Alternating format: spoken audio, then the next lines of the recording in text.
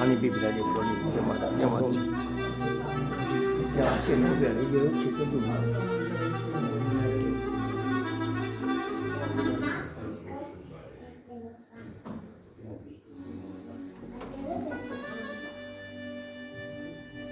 Vreau să sper ca Dumnezeu să vă binecuvânteze. Este o seară deosebită în seara aceasta că puteți să fim încă o dată în mijlocul vostru și nu numai noi, pentru că este și Hristos este în mijlocul nostru în seara aceasta. Așa cum spune Hristos că unde sunt doi sau trei, El este în mijlocul nostru. Amin, Doamne. Poate unii au așteptat mai mult ca să se umplă, dar de ce așa o știe Dumnezeu? Slăvit să fie Domnul. Frații mei, vreau să vă spun pentru că în săptămâna aceasta am auzit câteva lucrurile cu un frate din Elveția. M-a sunat un frate și îmi spune: frate Codreane, sunt păstor, dar nu mai știu ce pot să mai fac. I-am zis: frate, cel care Dumnezeu, care va interveni Dumnezeu în viața ta. Amin. Frații mei, cu Dumnezeu nu este de jucat. Repet, dacă nu suntem sinceri, frații mei, chiar vreau și să spun lucrul acesta. Nu vreau să judec pe nimeni în seara aceasta. Dar, dacă nu știi cum vii la bun aici, că am o problemă. Nu vreau să vorbesc de nimeni în seara aceasta. Nu știu de ce trebuie să vorbim așa. Știe El. Am văzut foarte mulți. Când frații noștri deja au luat pocăința, știi cum au luat pocăința? Știi cum au luat pocăința? Așa cum au vrut ei. Și încă așa este. Repet încă o dată, nu vreau să vorbesc de nimeni. Dar am văzut marele păstori, prezbiteri, diaconii care vine să predică cuvântul lui Dumnezeu în Tricău.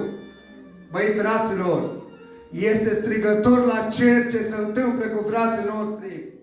Nu mai este momentul când stai înaintea lui Dumnezeu, îmbrăcămintea ta trebuie să fie cuvincioasă. Aleluia.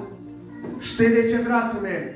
Vedem la ortodoxi, pentru că preotul, când se duce preotul la altar, el este, știi cum este? Este un om care să fie plăcut lui Dumnezeu. Aleluia. Și haina ta de preot, ca să nu arunci în dreapta sau stânga.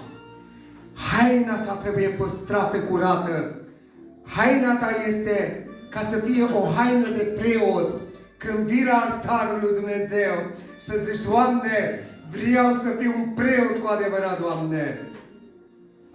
Frații mei, este vreme să ne trezim. Este vreme să ne trezim. Dar vreau să vă spun în seara aceasta, pocăința să nu luăm așa cum o vrem noi.